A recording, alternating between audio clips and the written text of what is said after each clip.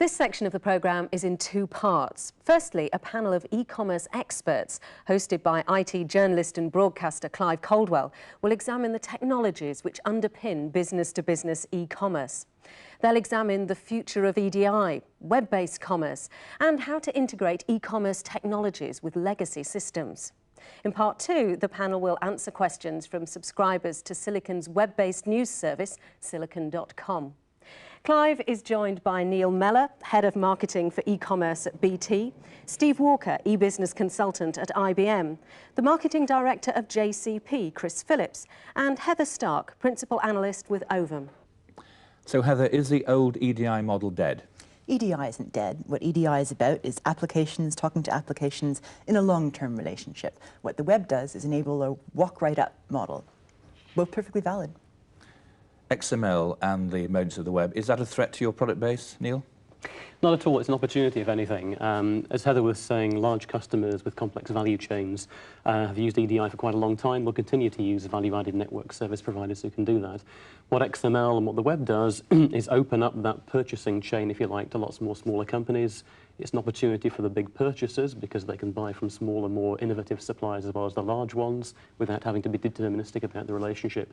It's an opportunity for all of us in the industry to create extra services to service that need. Of course, for you, Steve, there's an awful lot of mileage left in the old EDI, isn't there?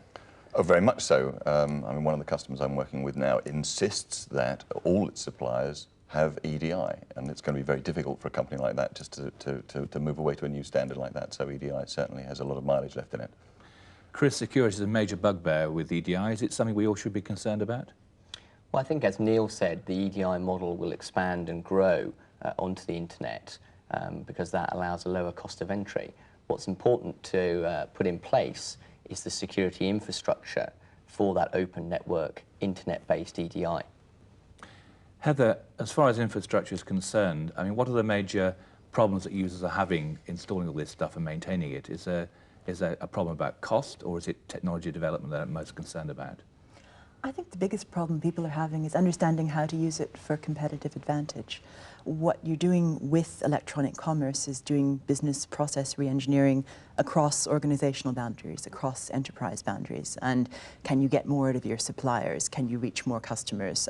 These are all questions which you can use internet technologies to try and answer, but the internet doesn't provide the answer. So in other words, Neil, it's a means to an end. I'd very much concur with that, yeah.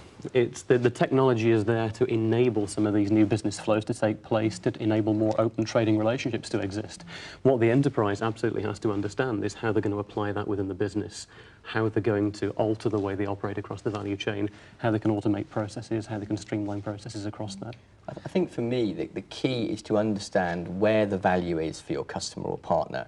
And what the internet does is expose who's really adding value and who isn't. And if you don't think that through from your customer or your partner's perspective, you're exposed to disintermediation and business disadvantage. How do you carry that out, though, Chris? Is that quite a complex procedure to undertake, or is that something that's quite straightforward and you can get help doing?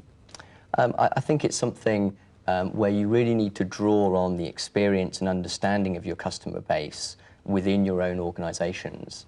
But many people underestimate how much they really know about their customers, but they don't really think that through and apply it to the technology. Heather, what sort of applications are driving this move towards the internet-based technologies? Well, one of the driving forces is making better use of information and information through the value chain.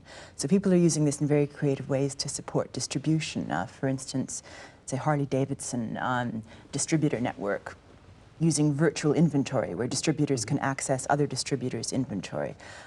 Looking at something called availability to promise, which is if you're making a complex good which requires you to have other bits, components that are assembled into it, actually looking through the value chain to your component suppliers to be able to make a response in real time to a customer inquiry. So what these kind of technologies do are make value chains based on information, make relationships more volatile and more transparent. Yeah, it's quite a complex thing. Neil, I mean, the establishment of a supply chain is a very difficult thing to do. How far have we got towards making all the components of that chain work properly? There are really only a handful of enterprises that have got all the way, and there are some very well-known case studies, and Dell's probably another good example of where they've been able to automate right from the front end, from the point of purchase, where the consumer comes in, back through the assembly process, customer service, invoicing, billing, out into the supplier chain. In my experience, companies tend to come at it from one of three main points of view. They don't try and swallow the whole thing at once. Those who are very retail-focused, very consumer channel-focused, come at it from the point of view of the website, building the transactional, interactive site, then integrating that back into the enterprise. Those with very, very high internal complexity tend to start from the point of view of collaborative working applications on the intranet, and those, manufacturing companies, for example, with very complex supply chains, tend to start from that point of view, from maybe from EDI, as we were saying, and growing that out. Yes, Steve, it's quite a complex thing to sell into the business, isn't it? I mean, how do you go about it? I think the most important thing is working with companies to help them develop a vision of roughly where they want to get to. Because if you do that and understand where the business is headed, how the technology can help it, then that enables you to prioritize on a project-by-project basis how you're going to make the move from where you are to where you want to be. But also, you have to make sure it's in fairly small steps, because the technology is changing so rapidly that if you have a long-term plan, by the time you get there, you might find that technology has changed and made it irrelevant. I mean, presumably the culture of the customer is all important. I mean, presumably not every customer can do those sorts of things. The culture of the customer is absolutely critical, because it has to be the whole company that transforms.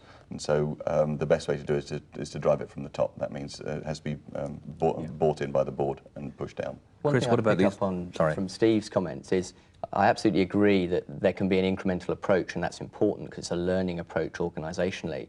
What's very important if you're going to be responsive in the marketplace is to have an infrastructure in place that provides the basic services like security onto which you can quickly and easily roll applications out, because that's what will form a relationship with your partners or customers, and that's what will give you business advantage. Heather, what advice would you give people implementing this technology? I think first of all, people need to think about what they're trying to do with their buyers, trying to do with their suppliers. And it need not all be sweetness and light. What you can do is move around risk. You can actually reallocate responsibility. You can do that kind of business process re-engineering to get yourself an advantage. That's what you ought to be thinking about first. Thank you all very much.